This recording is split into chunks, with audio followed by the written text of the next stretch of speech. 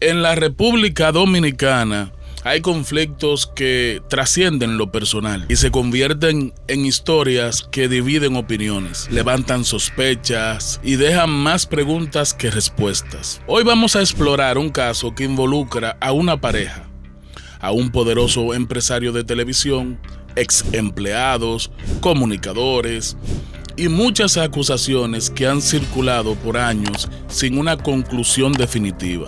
Nuestro objetivo en este trabajo no es señalar culpables, sino entender qué dijo cada uno, en qué contexto lo dijo y cómo estas piezas construyen un rompecabezas que todavía genera debate público. Acompáñame a revisar cada versión, porque es muy importante siempre escuchar las dos campanas. Quédate ahí, que el intro es corto.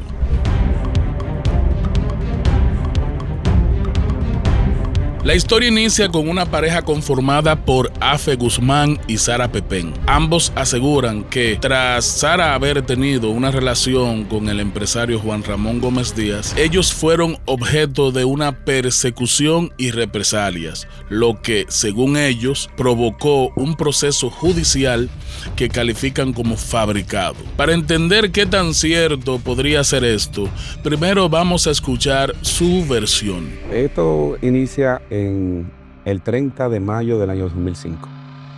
Un jovencito entra al negocio de mi padre y le arrebata unos lentes a un cliente, un lavadero de carro que tenía mi papá. El que queda afuera, con el modo operante, con el motor encendido, cuando ve que agarran al ladrón, arranca.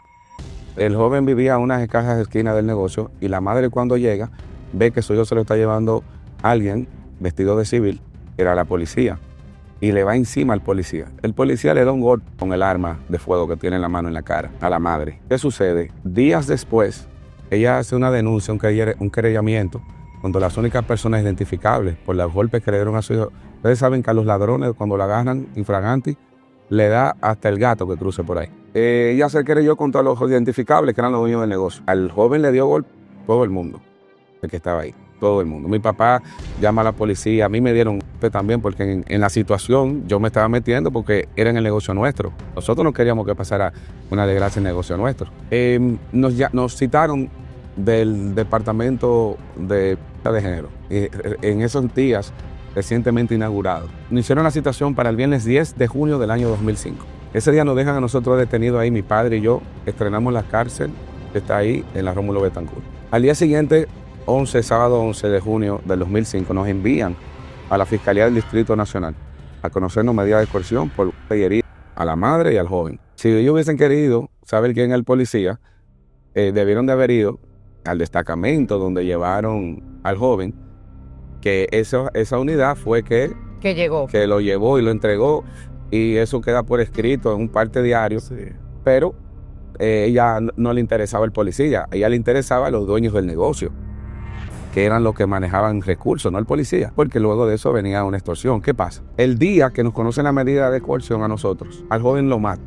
El joven se roba un celular, llaman al celular, él lo toma, le dice que va a devolver el celular por una cantidad de dinero, le citan en la José Fabrega, esquina 15, dice que se va a juntar con ellos ahí. Cuando llegan las personas a buscar el celular, le hacen un disparo, lo tiran en la cama de una camioneta y lo lanzan en las inmediaciones del hipódromo Quinto Centenario. Sabemos esto porque mientras nosotros nos encontramos en prisión, la familia del joven fue a visitarnos a la cárcel para contarnos lo que estaba sucediendo y todo lo que le habían dado, tanto a la madre, al esposo de la madre. Ese día de la violencia de género a nosotros nos impusieron impedimento de salida, fianza y presentación periódica. Conseguimos la libertad el lunes 13 de junio del 2005 siguiente. El caso queda ahí. Nos dan un auto de no lugar. Luego la Corte de Apelación revoca el auto de no lugar y nos envían a juicio de fondo. El caso quedó en el aire. El robo fue ahí mismo. ¿El del celular? Sí, fue el sábado 11, mientras nos conocían la medida de coerción, es que lo mató al joven. En el 2008, febrero del 2008, un periodista de nombre Melciades Pichardo comienza a decir improperios de Sara y de mí a través del programa Opción de las 12. Nosotros demandamos por difamación e injuria, utilizando el abogado que nos asistió esa vez de los golpes y heridas, porque era un abogado y conocido de mi padre, amigo de mi papá. En la audiencia se junta él con el abogado de Telemicro y de Milciades Pichardo y le dice que nosotros tuvimos una situación en el 2005 con una señora. Salen a buscar a la señora, le consiguen una botella en el IDAC, cuando estaba José Tomás Pérez, le consiguen otra botella al testigo, que hay un video que dice que quien le pagaba era Jomé Díaz y que es lo que vendiera droga, y que cuando la policía lo paraba, luego que él tenía el carnet del IDAC, él le enseñaba que era un funcionario público y él continuaba su camino. ¿Cuánto te dieron?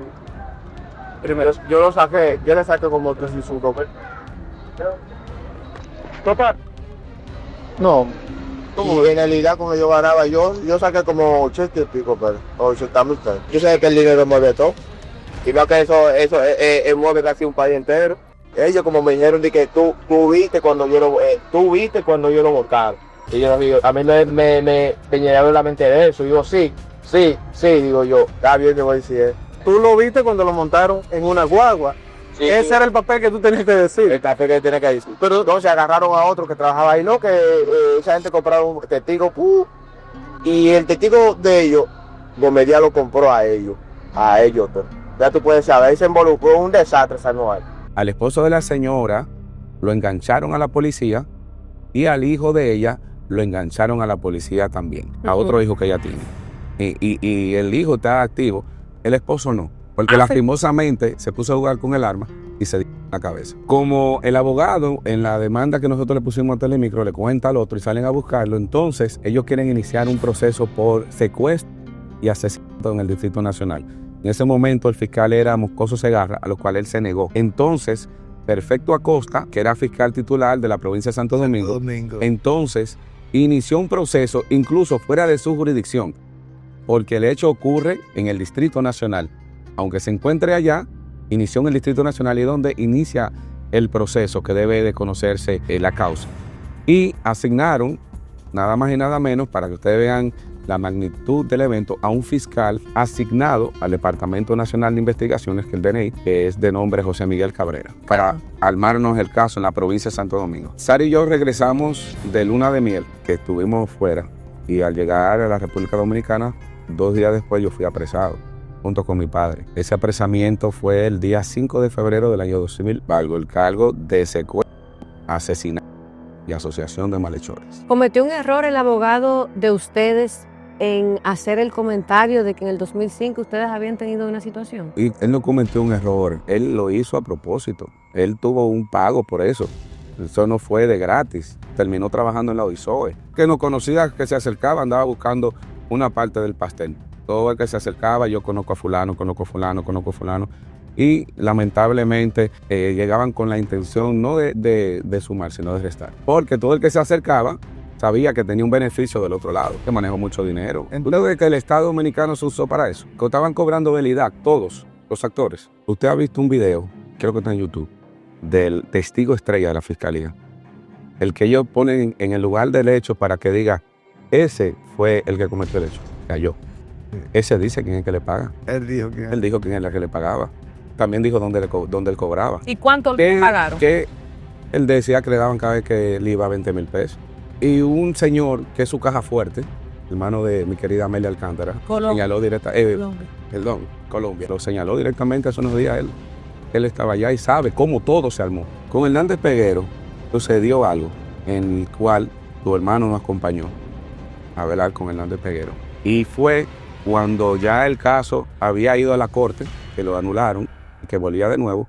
Nosotros todas las partes fuimos al fiscal, donde el fiscal titular del Distrito Nacional, y ella dijo que realmente nosotros no eran las personas que le habíamos dado golpes. Ninguno. La señora. Ella lo dijo ahí y dijo que si ella hubiese hecho lo correcto con su hijo, quizás su hijo estuviera vivo en ese momento. Que ella se arrepentía de eso delante de Hernández Peguero, y Hernández Peguero, cuando escucha todo esto que está diciendo la señora, la envía al Departamento de Violencia de Género, donde se le hace una experticia psicológica para ver la veracidad de lo que ella estaba diciendo. El caso se quedó ahí. Por eso te digo que el caso estaba abierto y nosotros no teníamos conocimiento ninguno. Cuando nosotros nos acusan, que van al segundo tribunal colegiado del Distrito Nacional, donde estaba el caso abierto, estábamos todos en rebeldía. Mi papá, la señora, la testigo de la señora y yo, todos, porque pensamos que todo había culminado. Mi padre y yo fuimos apresados, como le dije, el 5 de febrero del 2009. Y mi padre duró 8 meses en La Victoria. Por el tema de violencia de género, nosotros lo que duramos fue un fin de semana hasta que nos conocieron medidas de coerción. Y por el tema del asesinato, 6 meses duró mi papá y yo duré 28 meses en La Victoria. Yo tuve preso preventivo. La medida de coerción se extendió a un año. En un año siguiente me condenaron a 30 años y a mi papá a 10.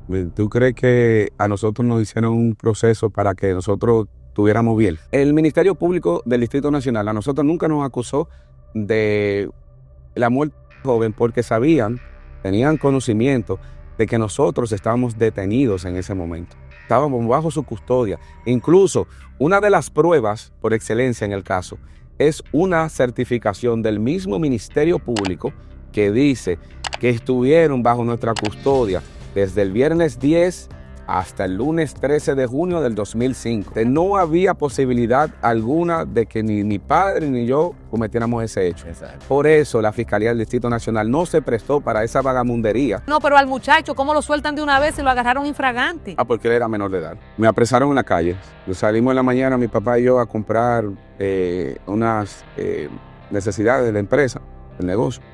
Y a una esquina de mi casa nos agarraron preso. Mi papá salió porque le variaron la medida de coerción a mi padre. Había demasiada presión con el tema del caso, incluso de los mismos jueces, porque había un tema de enfrentamiento de fiscales y jueces de esa demarcación que sabían lo que estaban haciendo los demás. Incluso la juez que le varía a mi papá la prisión por fianza, le varía la medida de coerción, dijo en el estrado: yo tengo en mi oficina una cajita donde me cabe todo lo que yo tengo aquí. Si me quieren votar, que me voten. Y le varió a mi papá la decisión. En La Victoria, en el segundo intento de asesinato que se estaba fraguando contra mí, porque hubieron 3. Hubo 3 intentos. El director de prisión en ese momento, Pérez Sánchez, se comunica con el jefe de seguridad de la cárcel, el coronel apellido Valenzuela, y le informa que necesita que me informe a mí lo que estaba sucediendo para que yo estuviera pendiente, porque una persona sin tener conocimiento de que quieren hacerle daño es más vulnerable. Entonces me llaman a la alcaldía, me explican lo que están pasando, me enseñan los 2 informes. El primero, no sé cómo fue, solamente me dijeron que había llegado una persona y que de una vez se dieron cuenta que algo extraño existía y lo trasladaron El segundo intento llegó una persona, encontraron la foto y inmediatamente fue trasladada de la prisión. Llegó una persona trasladada desde la isleta de Moca y que empezó a saltar de áreas dentro de la cárcel hasta que ya estaba a una esquina de donde yo estaba. Wow. Y le encontraron una foto mía. A los presos le pasaron causa. ¿Saben que en la cárcel hay tribunales? Ellos le hacen una causa y agarraron a ese joven y le dieron hasta con el cubo del agua. Ese fue el tercero. ¿Te protegían dentro?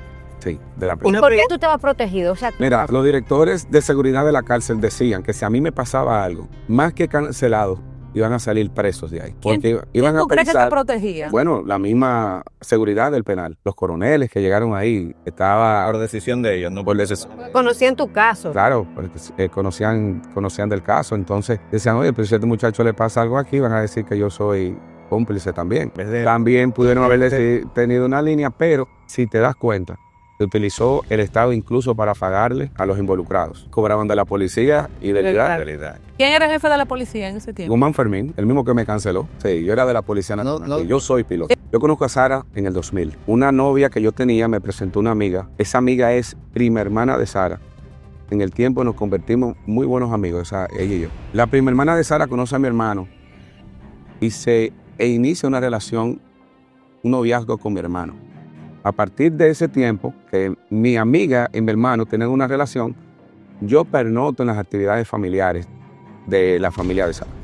Y la conozco con un novio que no era Juan Ramón Medina. Antes de ella tener una relación con él, ya yo la conocía. Y luego, entonces tuve la relación con él. 8 años después de que yo conociera a Sara, es que tenemos una relación. Luego, incluso, del caso que nos sucedió en el 2005. Sara y yo iniciamos una relación en el 2007, enero del 2007. Y ustedes dijeron, usted fue este dijo que yo era piloto de Gómez Díaz. No sé de dónde lo sacó. Tenemos que ir a la fuente. Tenemos que preguntar. Que no podemos decir porque Sara Pepén tiene 2 niños. Ahora, una pregunta. Que ya utilizan celulares. Claro.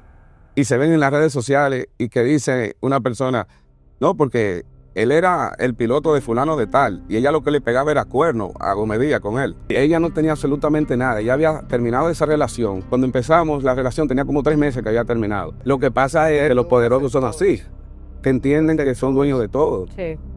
Y él sabía que Sara y yo nos habíamos casado en el 2007. Por eso que me inicia la persecución a mí en el 2007. Sara se hizo piloto primero que yo. Cuando Sara estaba estudiando aviación, yo estaba estudiando aviación igual. Sara tenía más posibilidades que yo en ese momento. Y Sara avanzó bastante. Y no teníamos ni siquiera una relación de amistad. Nos conocíamos, hola Sara. Yo sabía que ella era la prima hermana de mi amiga, la novia de mi hermano. Y en la actividad de hola Sara, ¿qué tal? La prima de ella me contó, mira, Sara está estudiando aviación también. Porque yo fui sobrecargo. Yo inicié como sobrecargo en la aviación. Sobrecargo es lo que le dicen azafata. Y inicié en el 99 como sobrecargo. Y en el 2004 yo me voy a hacer piloto y me hago piloto. Pero Sara voló primero que yo. Según tengo entendido, ella entró como en el 99 a trabajar a Telemicro o en el 2000. O sea, yo nunca me imaginé que este señor iba a hacer todo lo que ha hecho. ¿Se puede saber los motivos por los cuales esa relación de ellos terminó? Por un tema de violencia física. Una situación en el Hotel Jaragua, en el cual ella le enterró un taco en el pecho, tiene un hoyo en el pecho. Ella respondió, si tú das un taco en el pecho, tú sabes que la mujer que da con un taco en el pecho es porque la tienen abajo. ¿Y ella denunció eso? Claro.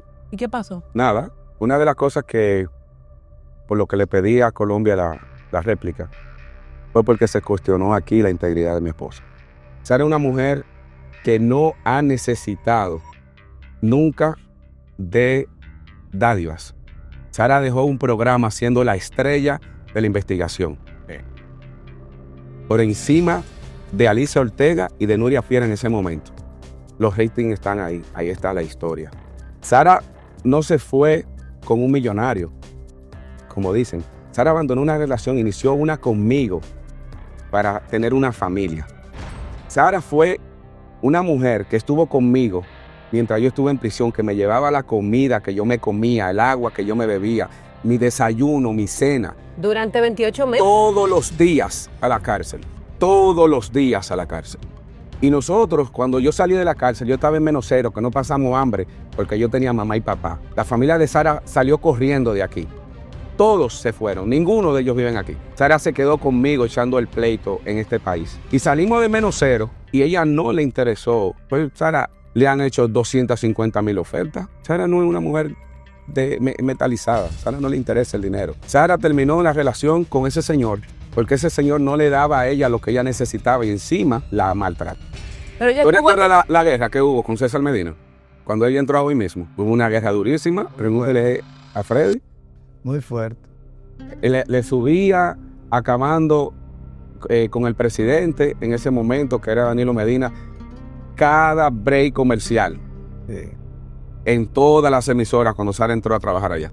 Bueno, porque en una ocasión César Medina dijo que le retiraba la amistad a Danilo Medina por un tema político que había sucedido con Leonel. Entonces, para él calentar a César Medina con el presidente en ese momento, que era Danilo, traía eso del pasado y lo pasaba en todos los breaks comerciales de Digital 15 y de Telemicro. Fueron muchos los boicots que se le hizo a Sara en los medios de comunicación. Fue varios casos de boicot. Claro, muchísimos. A veces tenía ya todo listo para iniciar de nuevo y de un momento a otro se caía todo. Hubo una entrevista que le dio Sara a un programa de televisión. Pablo García, según me cuenta el comandante Soto Jiménez, el programa no sale porque existía una deuda económica entre Luz García y ese señor por unos terrenos en un asunto en Jarabacoa. Rancho Guaraguao. En un rancho Guaraguao, en Constanza, con Comería. Una deuda de unos terrenos. Y no la había pagado y ese dinero estaba como incobrable. Y la entrevista se cambió por el pago por la deuda. de la deuda. Eso me lo contó el comandante Soto Jiménez hace como 4 o 5 años. También decía que Sara sacaba dinero para darme a mí. A un piloto que ganaba $17,000 mensuales. La notificación fue en lo que estábamos en la rueda de prensa. La Procuraduría General de la República sometió ante el Tribunal Constitucional una revisión constitucional en torno a la sentencia que dimos a conocer. ¿Eso es legal? Claro que sí. Es parte del proceso. ¿Tú esperabas eso? Es la última instancia del proceso, la revisión constitucional. Es la única forma que podrían tener de modificar la sentencia. Pero el Tribunal Constitucional no creo que vaya a modificar en ninguna de sus partes esa sentencia, porque el daño está hecho, el daño está ahí. Pero que el Tribunal Constitucional no revisa la parte que tiene que ver con el proceso, ya no revisa los procedimientos constitucionales que no hayan sido violados en la emisión de la sentencia, ya no puede revisar tu proceso. AFE plantea un conflicto directo con un hombre de poder. Su relato abre la puerta a un posible de influencias. Ahora veamos cómo lo explica la otra persona afectada, Sara Pepén. El primer error que cometí fue meterme con esa persona. De verdad, se lo digo al país. Pero muchas gentes han dicho que ese señor es capaz de que yo desbaraté un hogar. Eso no es verdad. Esa persona tiene más de 25 años dejado de su esposa. Te puedo decir que me enamoré. Te puedo decir que me enamoré y que me sentía bien en esa relación. Mucha gente han creído que yo simplemente estuve con él para sacar interés. Una cosa que es mentira. Yo realmente hoy no tengo nada. Mucha gente ha dicho que yo tengo 7 millones de pesos, yo tengo 2 penthouse, yo tengo qué sé yo cuántos carros. Yo no tengo nada, pero en un cierto modo egoísta conmigo. No me dejaba compartir con mi familia, no me dejaba compartir con mis compañeros, no me dejaba compartir con nadie del medio. Yo nunca estuve en ningún lugar y si iba tenía que ir con él. Y al final de la relación, hace un año atrás, yo dije, Dios mío, tengo que terminar con esto, yo no puedo seguir con esto. Vinieron las amenazas, vinieron los acosos, vinieron los golpes que nunca habían pasado. Entonces yo dije, yo no puedo estar aguantando esto. Al final yo le dije a él que bueno, yo no quiero seguir con usted, de verdad yo agradezco todo lo que usted ha hecho por mí, pero yo no puedo seguir con usted. Pero que si lo dejaba, iba a cancelar a toda la gente que estaba trabajando dentro de la empresa de mi familia, que se han dicho que son 30, y te puedo decir que solamente son 4, fueron mi papá, fue mi hermana Patricia Pepén, fue mi tío chiquitico también, que trabajaron, fueron 3 personas solamente que trabajaban para él, y yo, que somos 4. Fuera de esa empresa, estaba trabajando mi mamá y mi tía en una dependencia del gobierno, y por también el abuso de poder y el tráfico de influencias fueron canceladas. Cada vez que él terminaba conmigo, regresaban conmigo, él se daba el lujo de votar a todo el mundo. Eso no está bien. Es cierto que me casé. ¿Por qué me casé? Yo quiero una familia, yo quiero una persona que me dé una familia, que me dé respeto, que me dé valor. O sea que esa persona no me dio, esa persona nunca me dio mi lugar. Tiene que entender que yo no voy a pasar mi vida entera haciendo sentir bien a otra persona. ¿Y yo qué? ¿Al final qué? Yo me hice todas esas preguntas y yo decidí eso. Ese muchacho lo conozco yo hace mucho tiempo, pero no era que teníamos una relación. Siempre lo vi como una persona formal, con mucha educación, con muchos valores humanos. Y decidí casarme con él porque él vi todas esas cualidades, todas esas virtudes. ¿Tú te casaste? ¿Tú no le dijiste nada a tu familia? No, nadie. A nadie, ni a ningún amigo. Nadie. Los testigos son testigos por parte de él. Sí, por parte de él. O sea, de parte tuya, tú no llevaste a nadie porque no se lo dijiste a nadie. A nadie. Lo hiciste porque era la única manera de cortar definitivamente con esa relación, porque después que tú estás casado no hay vuelta atrás. Así, exactamente. Esa persona, y tengo prueba de eso, le ha dicho a varias personas de mi familia. A mi mamá le dijo que me iba a secuestrar. Número 1. A mi hermano de 20 años que fue allá a decirle que por favor, ya que me dejara tranquila. Le digo a él que yo se la voy a pagar. Le digo a mi hermana que si yo pido República Dominicana, me va a hacer la vida imposible. Me va a cerrar todas las puertas para que yo no pueda conseguir trabajo en ningún lugar. Las declaraciones de Sara apuntan a un componente personal, una relación pasada que, según ella, se convirtió en el origen del problema. Pero este caso no solo se quedó en las declaraciones privadas. Hubo una acusación pública transmitida en televisión nacional. Quiero presentarle, tenemos la imagen ahí del señor Jafe Gutiérrez Gil. La tenemos ahí. Este señor Jafe Gutiérrez Gil era sargento de la policía, está acusado de asesinar 3 muchachas por ahí cerca del Cantabar, pero cuando fue acusado, la Policía Nacional le aceptó un certificado de locura. Supuestamente fue en un momento de locura que perdió el juicio, pero luego aparece trabajando como ayudante de su padre en un prostíbulo en el ensanche Luperón. Este es el señor Jafe Gutiérrez Gil. Posiblemente yo me esté jugando la paja cuando haga este comentario del ex policía Jafe Gutiérrez Gil, pero ese precisamente es la persona que se dice que se casó con nuestra ex compañera Sara Pepe,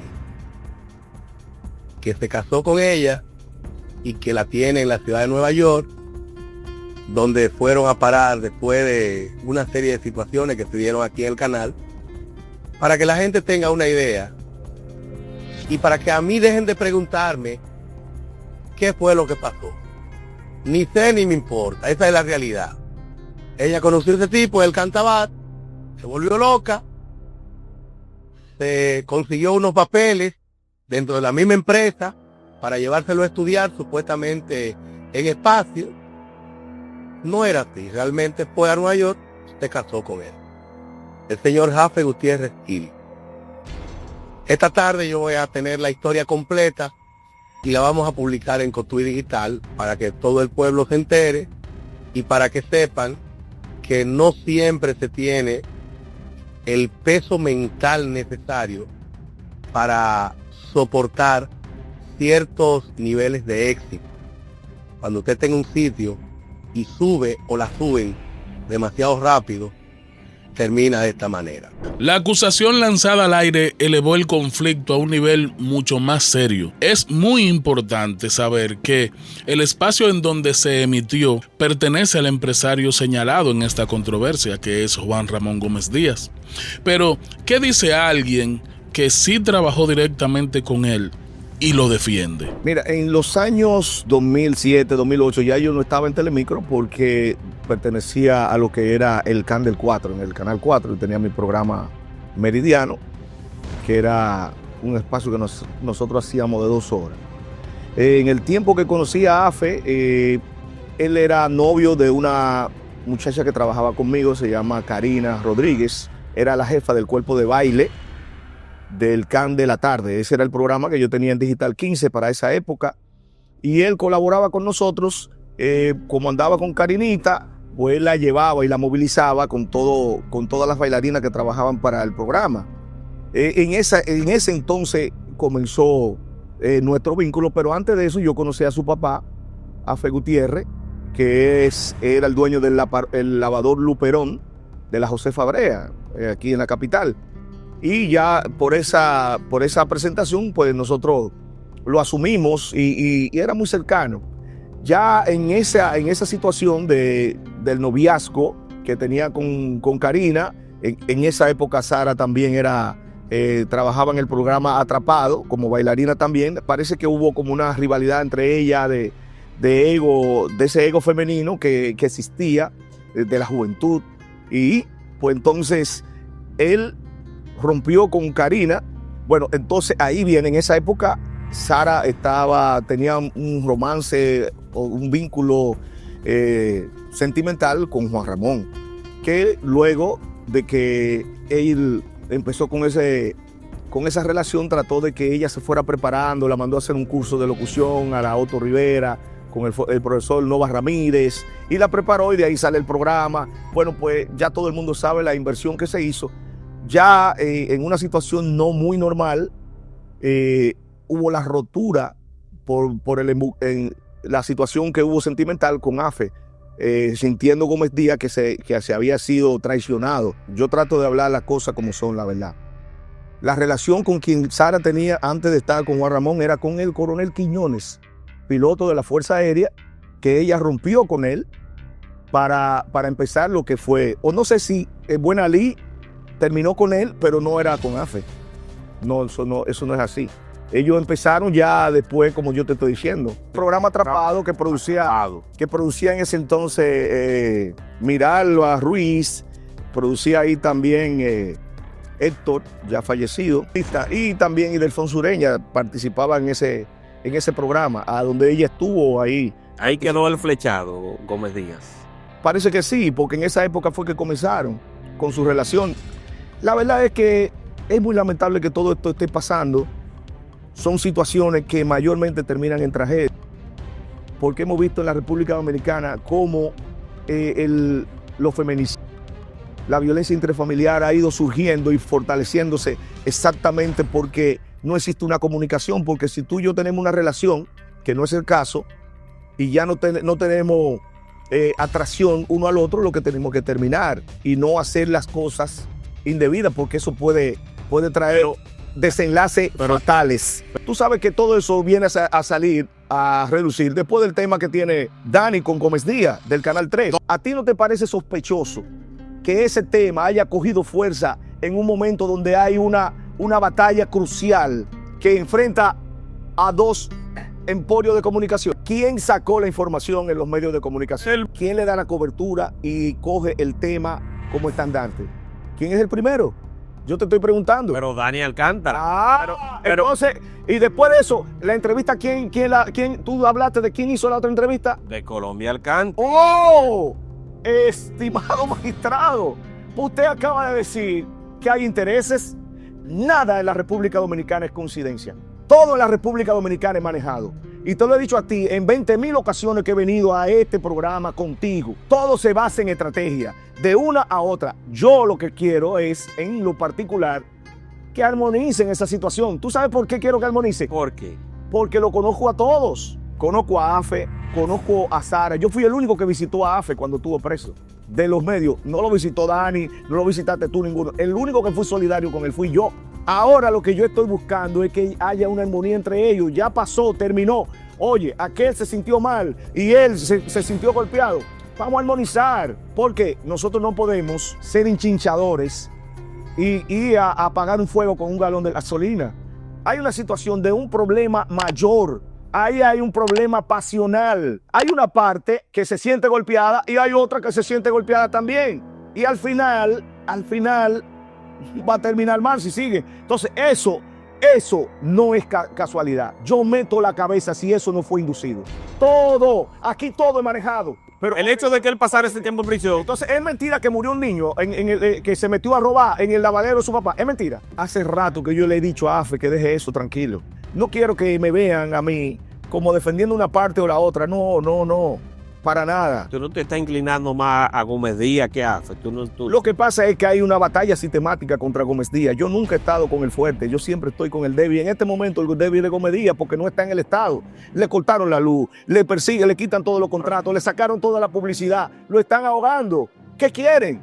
Lo van a ahogar. ¿Hasta dónde que lo quieren llevar? Por algo pasional debió llegar a este punto. Yo pienso que no. Pero somos seres humanos. Y los seres humanos a veces somos irracionales. Y más cuando se trata del ego y el sentimiento. Es fuerte la situación. Pero bastante, Peguero, bastante. También, Miguel, hay que ponerse en los zapatos de esa pareja, Miguel. Pero también ponte en el zapato de un tipo que estaba asfixiado de su mujer. Y de la manera que fue, no fue la más elegante. Si usted quiere terminar con una gente, termine. Pero no haga eso, porque el hombre, cuando se siente que es humillado y que es avejado, y más una gente que puede tener un poco de poder o no, es más, eso no terminó más yo no sé cómo, porque quizá Dios metió su mano y quizá Dios tiene un propósito con ellos. Entonces tú entiendes que Dani se montó en la causa de Afe para afectar a Gómez Díaz. Sí, yo entiendo que sí, porque son ellos los que llevan la voz cantante y son ellos los que están hinchinchando. Claro que sí, y hace rato le estoy diciendo paren eso. ¿Cuál es la necesidad? ¿Hasta dónde quieren llevarlo? Que paren eso, que se estén tranquilos, que disfruten lo que han conseguido y lo que tienen. Esa es la realidad. Pero tú no te solidarizas con Afe. Claro que sí, te estoy diciendo que yo fui el primero. El primero que fue a la cárcel. Claro, y al hospital cuando estuvo enfermo. Y cómo no, a un muchacho joven que uno tiene todo el cariño del mundo. No, lo que sucede es, ya él reclamó y está haciendo todo eso. Ajá. Es al siguiente plano que lo están llevando. Y ya ellos tienen un punto muy a su favor. Ellos se han convertido en víctimas. Y no hay nadie más fuerte para el pueblo que la víctima. Ellos han manejado bien su narrativa comunicacional. La han manejado bien. Dani la ha manejado a la perfección. Y ya pare eso. Que paren eso. ¿Y se determinó quién fue el que mató? No, aparentemente nadie lo mató. Que paren eso.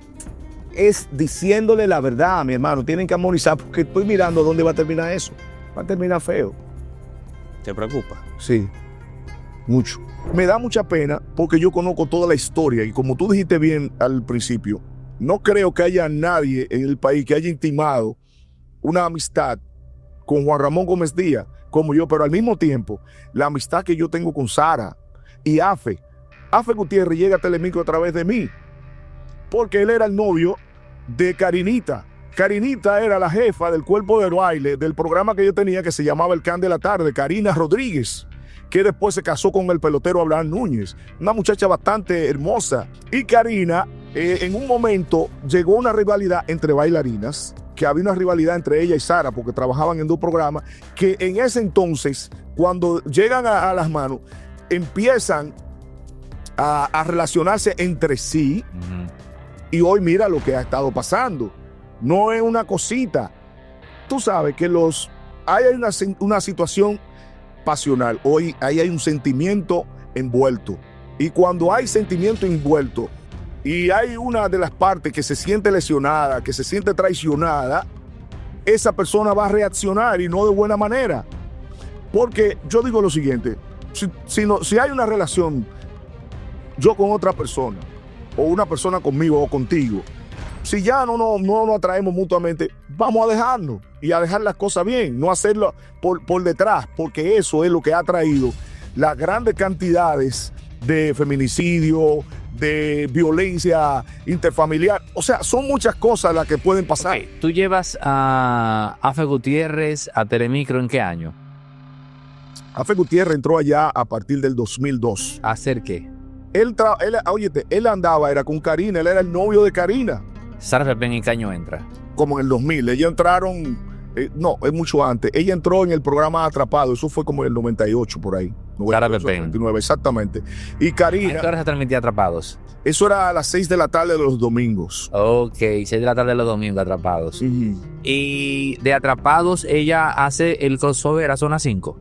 Ella, antes de eso, había hecho varios cursos más para ella especializarse. Después que ella empezó la relación con Juan Ramón, él tuvo interés de que ella se preparara más, la hizo que estudiara locución. El profesor... Yo estudié con ella, lo recuerdo. Exactamente. Ok, continúa. Entonces, en esa época... Coincidimos en la Otto Rivera y todo eso. Exactamente. Entonces, cuando él quiso que ella se preparara y pasara de bailarina a ser presentadora de televisión, y ahí es que surge ese programa que se le hizo con una producción especial. Ya yo no estaba en Telemicro en esa época, cuando ella comenzó en el espacio de Zona 5. Todavía ella estaba cuando yo salí en el espacio de Atrapado.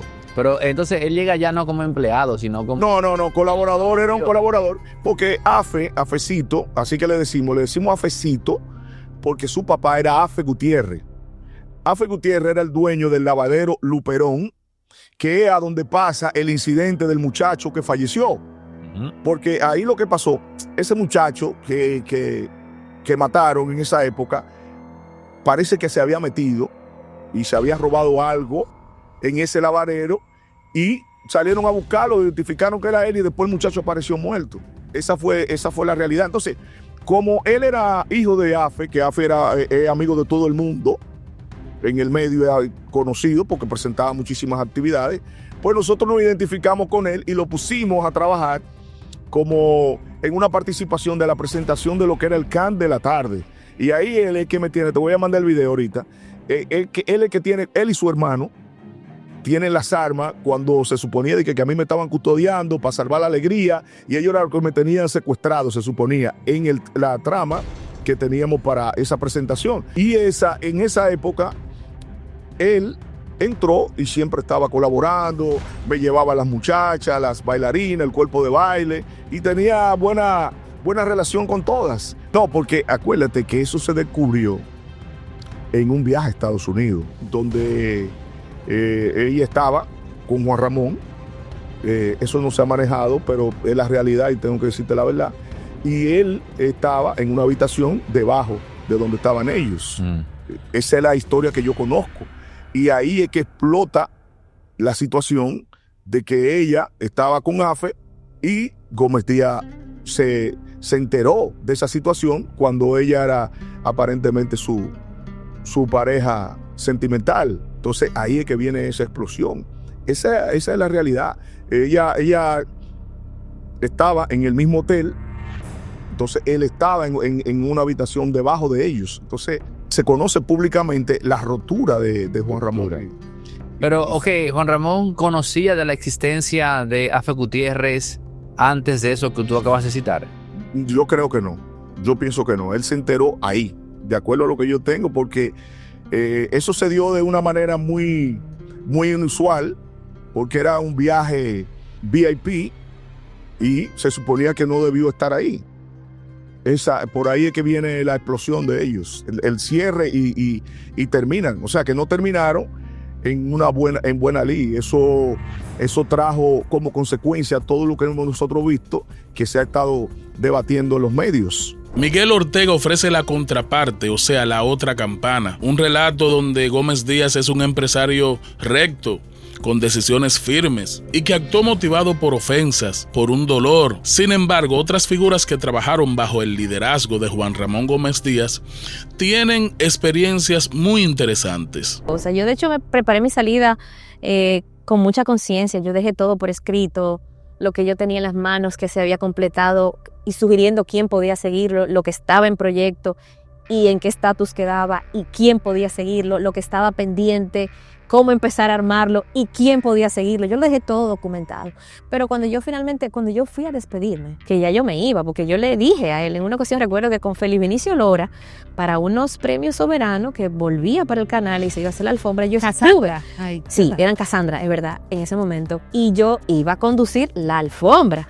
Cuando termina la reunión, yo le digo a él, recuérdese que yo me voy y que para esa fecha yo no voy a estar aquí. Y él me dijo, mira, entonces tú de estar peleando, que a ti lo que te gusta no me estar peleando. Y dice, no me hizo caso. No la recibió. En mi último día yo fui y me despedí de él y entonces ahí fue como que él cayó en cuenta y no le gustó.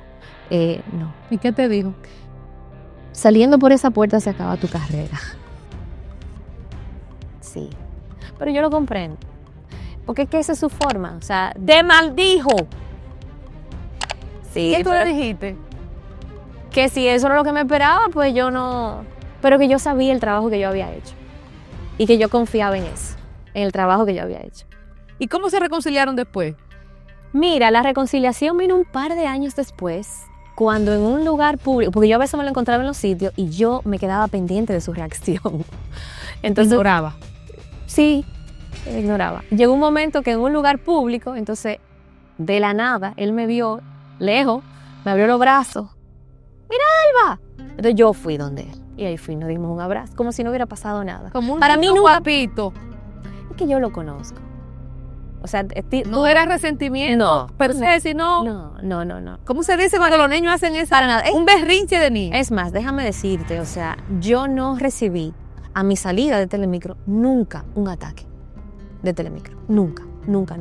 Podía ser que él estuviera disgustado por mi salida, pero nunca recibí maltratos. Ni persecución. No. Alguna gente habla de persecución. No, nunca, eso no. El testimonio de Miralba Ruiz no se relaciona en nada con la situación de Sara Pepén ni de Afe, pero sí describe un patrón de comportamiento fuerte y de cierre de oportunidades que ella asegura haber vivido. Con estas versiones tan distintas, hace falta escuchar una perspectiva un poquito más neutra. ¿Tú no también lo que hay dos idiotas por un Canal 3 sacando vainas personales y buscando problemas que pasaron hace tiempo para buscar? Habla de eso. Porque aquí todo... Pero por Canal 3. El Canal 3 que de Gómez Díaz. ¿Tú sabes por qué yo oí el caso de Sara Pepén? ¿Sabes por qué yo me quillé? Porque cuando yo le di razón a Sara, ese que está matándose hoy con Gómez Díaz, Dani Alcántara, me dijo de todo. Que Gómez Díaz era el hombre más serio, más honesto y que eso no era así, porque era parte. Por eso yo no creo en esa gente. Mira, ser leal es una cosa, la lealtad es algo que se premia con la vida. Ese señor me entró con lo de Sara Pepén. Fui a la cárcel a ver a su esposo. Estuve a su lado siempre. Me costó el trabajo con Gómez Díaz. Tú estando trabajando con Gómez Díaz, fuiste a ver a Era colaborador y siempre él, y que me prohibió la entrada. Y volví a extremo, que soy que llevo la política, y me sacaron también por otra cosa. Y fui, y Bebeto me metió al Canal 14 a comentar política, y Dani dijo, sácame a John Berry porque se me puede quillar Gómez Díaz.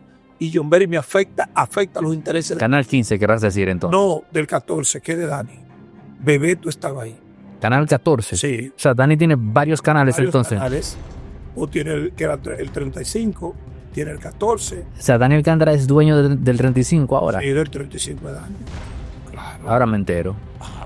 Porque El canal 35 es de Dani Alcántara. claro. Pero yo lo que quiero saber es, coño, Dios mío, yo a veces me le quedo a Dios. ¿Cómo es que esto da tanto dinero? Y cuando veo esta guerra entre dos, Dani Alcántara y Gómez Díaz. yo sé que Gómez Díaz va a salir por la puerta de adelante. Porque lo que tú defendiste ayer, hoy está de que siendo portavoz de la verdad de una de las partes. Y en eso es que yo lo creo. El que te limpió, el que te quitó la raja de los pies, de los talones, el que te enseñó a comer en una mesa, coño. Hoy lo desbarata. Eso es lo que yo he dicho. Pero Dani Alcántara dice que Gómez Díaz no soporta el éxito ajeno. Yo lo que lo de Sara Pepe, el esposo, que lo entrevistó a la hermana, que dije que son los más pulcros, pero en ese momento que él necesitaba apoyo, que tú eras el director de comunicación de prensa de Telemicro, que tenía relaciones, yo quería verte ahí diciendo como padre, coño, qué abuso, no ahora. Así no. Lo que yo puedo decir de Dani Alcántara es que es un hombre próspero, un hombre trabajador. ¿Cómo lo ha conseguido tu fortuna? Yo todavía no te he investigado. Llamaste mi atención. Ahora llamaste mi atención. Voy a echarle un vistazo a Dani Alcántara y más adelante vamos a trabajar en esa línea. Yo lavaba mi vehículo, en ese tiempo tenía un carrito donde pasó el caso. Es verdad que el muchachito lo mataron. Él se llevó una gafa, unos lentes. Se llevó una gafa del lavadero. El lavadero de un vehículo y lo entraba a golpe el muchachito. ¿Tú estabas ahí ese día? No. Yo visitaba. Ok. Estaba en una esquina comiendo un saldo y vi el lío. ¿Fuiste testigo? Llegó la policía. El muchachito se llevó la gafa. Y trayó el lío unos días después de Sara Pepe. ¿Pero lo mató la policía? El muchacho no se sabe. La policía no lo mató. Y la policía lo mató. ¿Y entonces? El asesino que... Está bien, porque yo han despertado algo ahora. Hay un tema que despierta a otro. ¿Quién mató al muchacho? ¿Y de qué? Dicen, porque decían que era él que lo había matado. ¿Quién? O el Café Gutiérrez. Por eso hizo 24 meses. Oh. Entonces yo pregunto, él es inocente. Sí. ¿Quién al niño? Uno solo, aquí. Entonces ahí hay que llamar a todos los activos. En un juicio tienen que llamar a alguien. Sí, porque ¿qué va a hacer Dani? Era director de prensa y que todo lo que salía era emanado del director de prensa del canal. Y se defendían en ese momento. Y era una campaña despiadada contra ese muchacho. Yo recuerdo. Es que yo lo recuerdo perfectamente. Pero habían cámaras y yo. Pero yo te pregunto, ¿por qué le ponen a pagar a la Suprema 10 millones de pesos? Nunca se había visto eso con este caso. Ahora, ¿dónde está el asesino? Yo quiero saber quién fue el intelectual que mató al muchacho y las manos que actuaron con el niño. Eso es todo lo que se quiere saber. ¿Por qué queda un asesino en la calle? Este caso ha destapado otro. Este caso va a ver a mucha gente. ¿Por qué ahora hay que buscar al asesino? Pues, está bien. No fue el esposo de Sara que lo mató. ¿Quién lo mató? Eso es una investigación del detective Ángel. Llamó mi atención. Dani, un saludo para ti. Usted va a investigar ahora entonces quién le quitó la vida a ese muchacho. Nosotros vamos a abrir una investigación sobre todo lo que ronda a Dani Alcántara. Y como ese caso específico está muy pegadito a sus trabajos, nosotros estamos diciendo que vamos a abrir una investigación contra esa escena del crimen que enumera John Berry. Sí, porque eso es claro. La policía dio, pero fue la mamá del muchacho que le dieron unos pecosones por defender al hijo. Espérenlo aquí, espérenlo. Entonces, aquí lo que hay que decir es, porque aquí se está hablando, el fulano, que mira, que soy inocente, que me acusaron de esta muerte, que hay que pagarme, que la policía me va a hacer de nuevo, porque la policía le aceptó, quiere entrar de nuevo, el esposo de Sara Pepe. Él ganó ante la Suprema. Ahora yo pregunto, ¿y el muerto? ¿Quién lo mató? ¿Quién paga el muerto ahora? Pues no fuiste tú. Estamos claros todos que no fuiste tú. ¿Quién lo paga el muerto? Vamos detrás de la pista. Si él calla, porque él sabe que lo mató. ¿Quién? ¿Quién sabe? O el esposo de Sara sabe que lo mató. Café Gutiérrez sabe quién. Pero ve acá, si tú me estás acusando de una muerte a mí, tú, y tú mueres, como dice él, que Gómez Díaz movió la justicia para que lo jodan. Entonces él sabe dónde viene. Él tiene que decir, porque lo veo que lo entrevistan y ahí él saca. ¿Y dónde vino? No, es porque a ti te acusaron. Tus hijos no habían nacido y a ti te acusaron y te llevaron a la victoria y te la pusieron toda, te cantaron 30 años 2 veces. Ahora yo pregunto. Wow.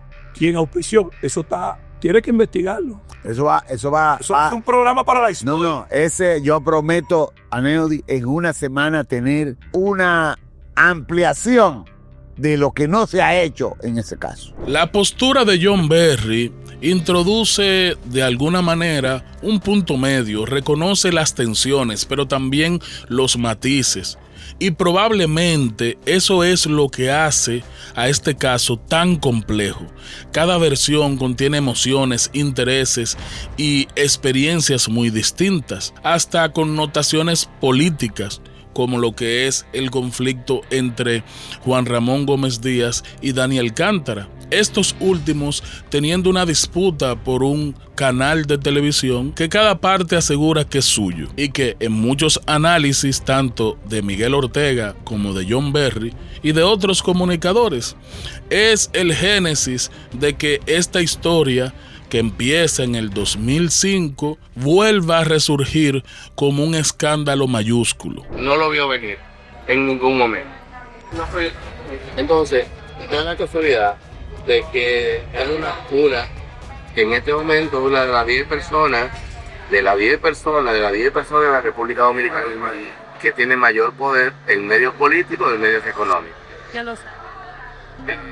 Tú estás jugando en grande aquí. Tú no puedes volver a trabajar en la República Dominicana. ¿Por qué no? Porque él no está solo. Tú conoces, porque tuviste en el corazón del monstruo la capacidad de maniobra y la capacidad de amarre y la capacidad de compromiso que él hace. Bien. Pero no todos son amigos de él. No. Bien. Si tú decides por un asunto personal, por un asunto principalmente de ego personal, volver en este año, el próximo año o dentro de 2 años a trabajar en un canal cualquiera, así sea de internet, en la República Dominicana, vas a tener un frente que es inmanejable. Entonces, primero, yo no soy amigo tuyo, yo soy amigo de tu hermano, de Patricia. Amigo y más cosas.